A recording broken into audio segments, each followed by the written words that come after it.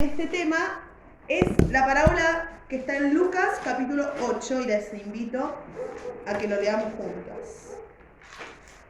Lucas 8, del capítulo 4 del versículo 4, al 15. Lucas 8 del 4 al 15. ¿Lo tienen todos ya? Sí. Bien, dice: juntándose una gran multitud y los que de cada ciudad venían a él, les dijo por parábola: el sembrador salió a sembrar su semilla, y mientras sembraba, una parte cayó junto al camino, y fue hollada, y las aves del cielo la comieron. Otra parte cayó sobre la piedra, y nacida se secó, porque no tenía humedad. Otra parte cayó entre los espinos, y los espinos que nacieron juntamente con ella la ahogaron. Y otra parte cayó en buena tierra, y nació y llevó fruto a 100 por uno. Hablando estas cosas decía a gran voz: el que tiene oídos para oír, oiga. Y sus discípulos le preguntaron diciendo: ¿qué significa esta parábola? Y él le dijo: a vosotros os es dado conocer los misterios del reino de Dios, pero a los otros por parábolas, para que viendo no vean y oyendo no entiendan. Y ahora Jesús les explica el significado de esta parábola. Esta es pues la parábola. La semilla es la palabra de Dios. Y los de junto al camino son los que oyen. Y luego viene el diablo y quita de su corazón la palabra para que estos no crean y se salven. Los de sobre la piedra son los que, habiendo oído y recibido la palabra con gozo, pero no tienen raíces, y creen por algún tiempo, pero en el tiempo de prueba se apartan. La que cayó entre los espinos, estos son los que oyen, pero yéndose son ahogados por los afanes, por las riquezas, por los placeres de la vida, y no llevan fruto. Mas la que cayó en buena tierra, estos son los que con corazón bueno y recto retienen la palabra oída y dan fruto con perseverancia. Es una parábola muy conocida, y acá identificamos 4 grupos de semillas y 4 grupos de personas. ¿Cuáles son esos grupos? ¿Los pueden identificar?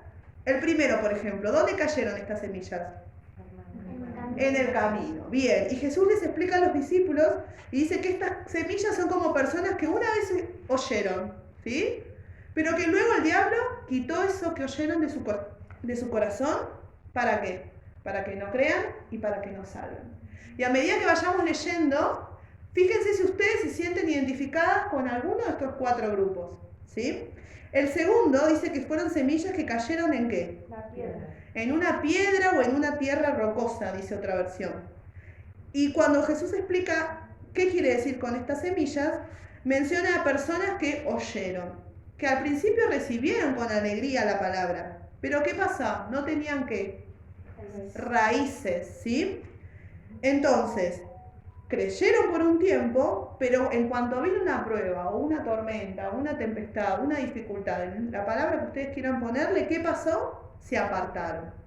Hay otro grupo de semillas que cayó entre espinos, y representa a aquellas personas que oyeron, pero la preocupación, el afán, los placeres, las riquezas, ¿qué hicieron? ¿Desplazaron este mensaje y dieron fruto? No. Es una semilla que al final no dio fruto. Y el último grupo, que es en el que nos vamos a centrar hoy, son semillas que cayeron ¿dónde? En buena tierra. Y Jesús las representa con aquellas personas que oyen, pero agrega un verbo más. A ver si lo encuentran. Retienen, ¿sí? Todos los demás oyeron, pero estos oyeron y retuvieron, ¿sí? Se aferraron a la palabra y con paciencia, ¿qué pasó? Dieron fruto, ¿sí? Y si nos ponemos a pensar qué diferencia hay entre solo oír y entre retener, podemos pensar que oír es un verbo más pasivo, ¿sí? Es como cuando uno puede percibir un sonido como la moto que acaba de pasar, pero así como el sonido entró por mi oreja, se fue, ¿sí? En cambio, retener nos hace pensar un poco más en escuchar, no en oír, porque parecen lo mismo y a veces los usamos como sinónimos, pero no son lo mismo. Escuchar implica una actitud más activa, ¿sí? Si lo buscas en el diccionario, aparecen como sinónimos comprender, captar, atender, interpretar, ¿sí? O sea que lo que entró por este oído no salió tan rápido por el otro, ¿sí? Hay un proceso cognitivo, donde uno tiene que, como si fuese desmenuzar, ¿sí? Esta palabra que uno recibió. Y eso es lo que Dios quiere con nosotros. Yo no sé si se sintieron identificadas con alguno de estos grupos, ¿sí? Pero lo que Dios quiere de nosotras es esto, que nuestro corazón sea una buena tierra, donde la semilla, que es la palabra, con el tiempo y con paciencia y por gracia, dé fruto.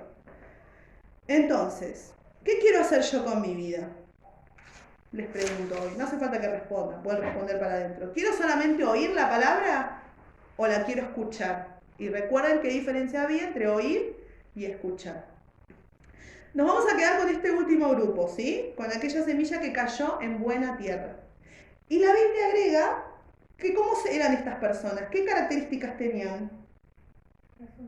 Dos cosas, corazón bueno y recto, ¿sí? ¿Cómo puedo hacer yo para tener un corazón bueno y recto? ¿Qué piensan? ¿Puedo? Capaz es la pregunta. No hay ni bien ni mal. ¿Qué piensan ustedes? ¿Alguna vez se detuvieron a pensar esto? Por nuestros propios medios. Bien, por nuestros propios medios, difícil, imposible te diría. ¿Por qué? ¿Qué dice la Biblia? ¿Cómo nace el hombre? El hombre y la mujer. ¿Cómo es el corazón por naturaleza? ¿Sí? Malo, pecaminoso, pecador, ¿sí? Entonces, por más que yo me esfuerce, mi corazón va a seguir siendo un corazón pecador, ¿sí?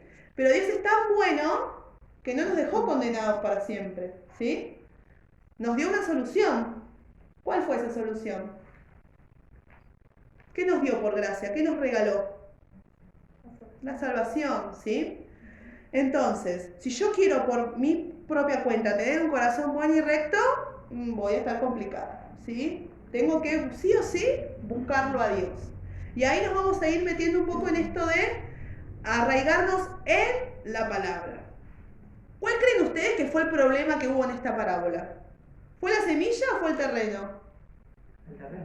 Porque la semilla fue siempre la misma, ¿sí? El sembrador iba con la misma bolsita de semillas sembrando lo mismo. No es que dijo, bueno, a la piedra le doy esta, a la espina le pongo esta. No, la semilla fue la misma, lo que iba cambiando es el terreno, ¿sí? Y acá el terreno representa nuestros corazones, ¿bien? Entonces, ¿cómo es mi corazón? ¿Cómo hago yo para que mi corazón sea una tierra fértil, ¿sí? Para que esa palabra a largo plazo o a corto plazo me dé raíces. Ya dijimos que por mis propias fuerzas no voy a poder, ¿sí? Vayamos a leer el Salmo 51, 17. Si alguno lo encuentra y lo quiere leer, buenísimo. Tal vez tenga otra versión, pero todo suma. 51, 17.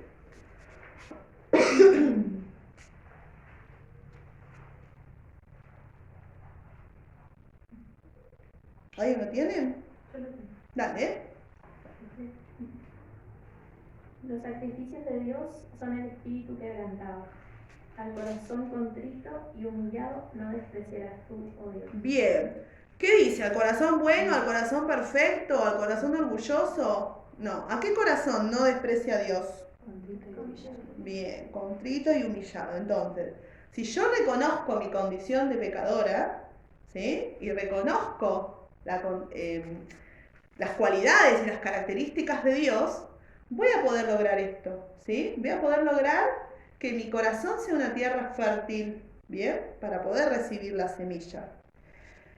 Y solo leyendo la Biblia, meditándola y poniéndola en práctica, obedeciéndola, voy a lograr esto, ¿sí? ¿Y cuál es la forma? Leyendo, hasta que esos versículos queden arraigados en nuestros corazones.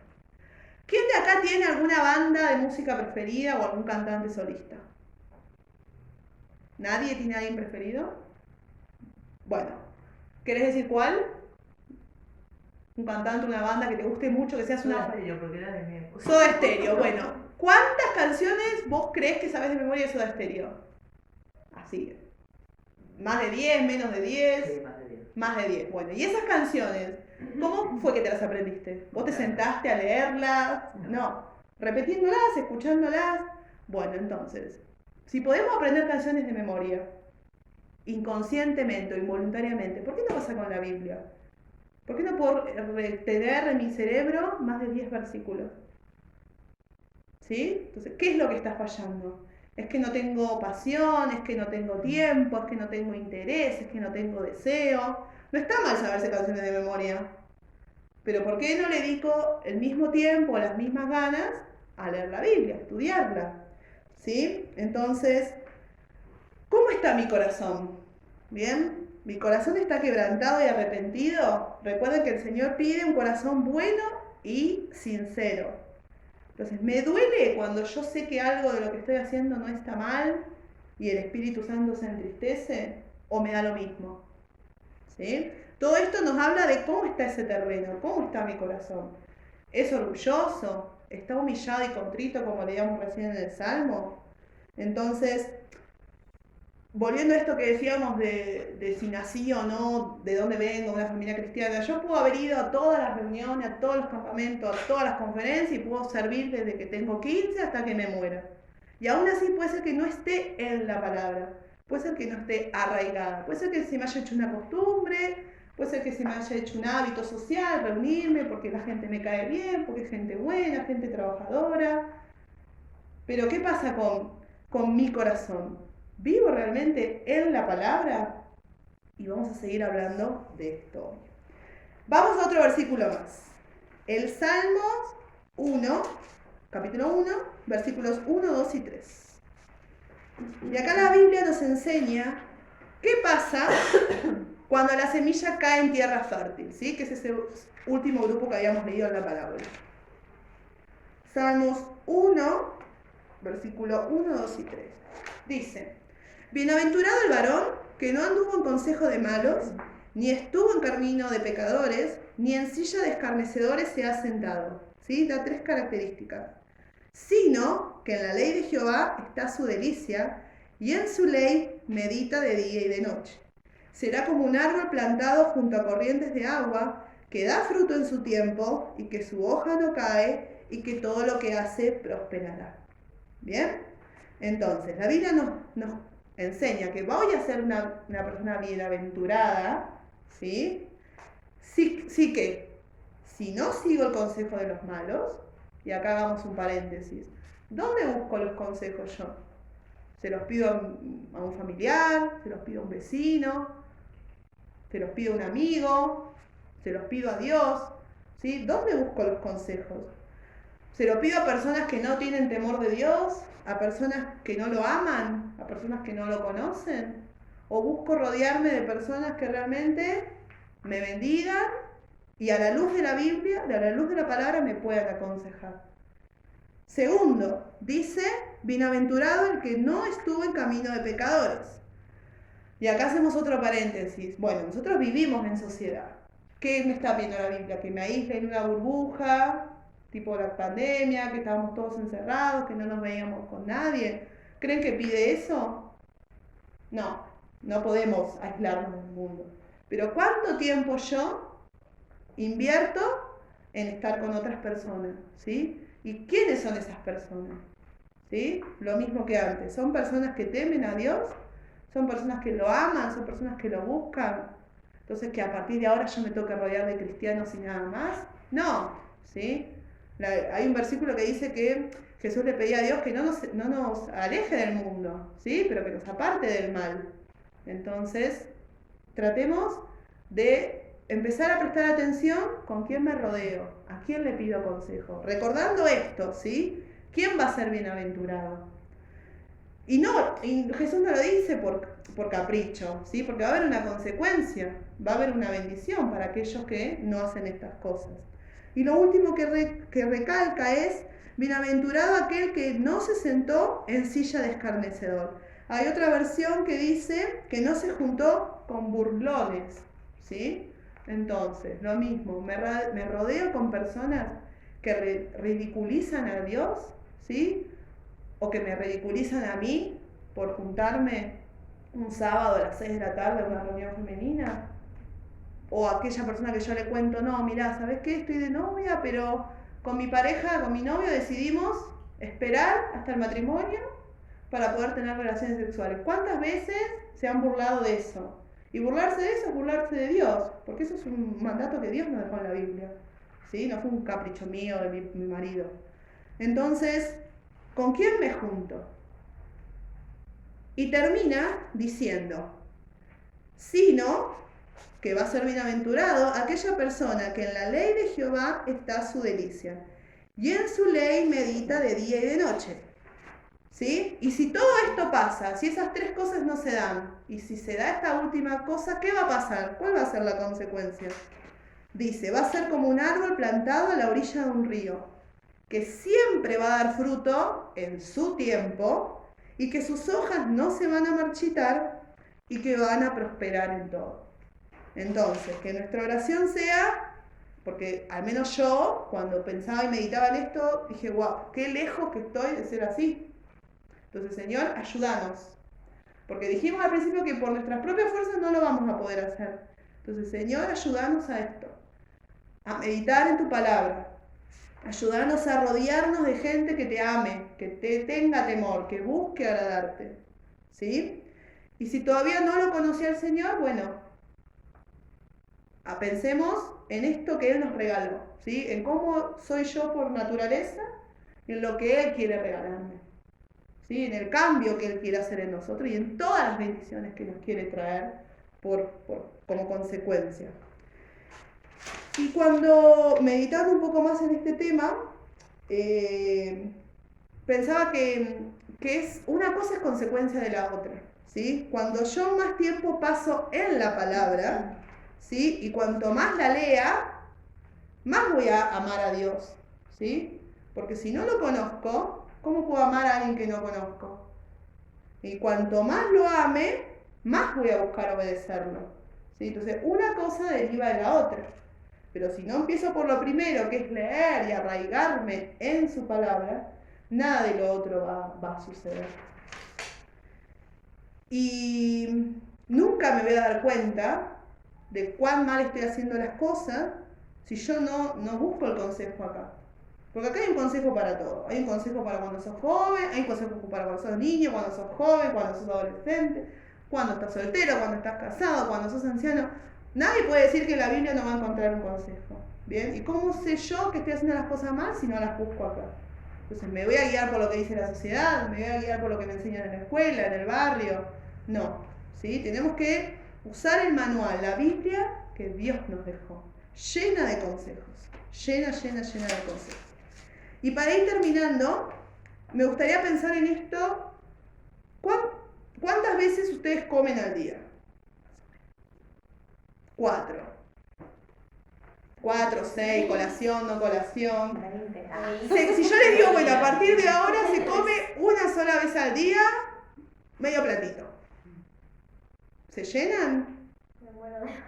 Te morís de hambre, claro. Entonces, pensemos lo mismo con la palabra. Si yo no me conformo con un platito de comida física, ¿por qué me conformo leyendo un versículo por día nada más?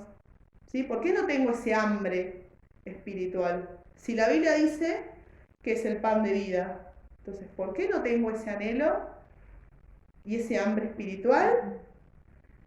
Así como si tengo ganas de comer todo el día. ¿Sí? Capaz es un ejemplo tonto, pero que ejemplifica esto. ¿Sí? ¿De qué importancia le doy yo a la lectura de la Biblia? Pero como decíamos al principio, no sirve solamente leerla como leo el diario o la revista de Chimentos. ¿Sí? Tengo que meditar en ella y tengo que obedecerla, porque tampoco sirve decir, sí, Dios quiere que haga esto, listo, y nada cambió y no lo puse en práctica. ¿Sí? Entonces, no voy a saber de todo lo que me estoy perdiendo, sino como el pan de vida que es Cristo. ¿Sí? Lo mismo que antes. Yo no voy a saber si me estoy equivocando si no leo y no aprendo qué es lo que Dios quiere para mi vida.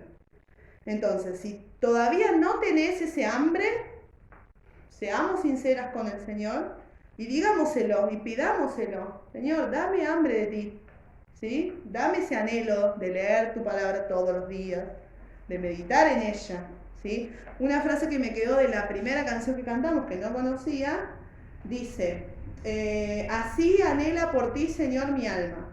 Y como árbol plantado junto a aguas, mi ser se deleita en tu palabra. Y que tu espíritu dé vida a la semilla en mi interior y tu palabra eche raíz en lo profundo de mi corazón. Mi ser se deleita en tu palabra.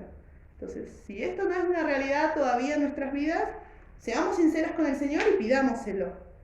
Y si esto ya pasa, si yo me deleito en leer la palabra, pero me falta ponerla en práctica, bueno, seamos sinceras y pidámosle al Señor que nos ayude a obedecerlo. ¿Sí?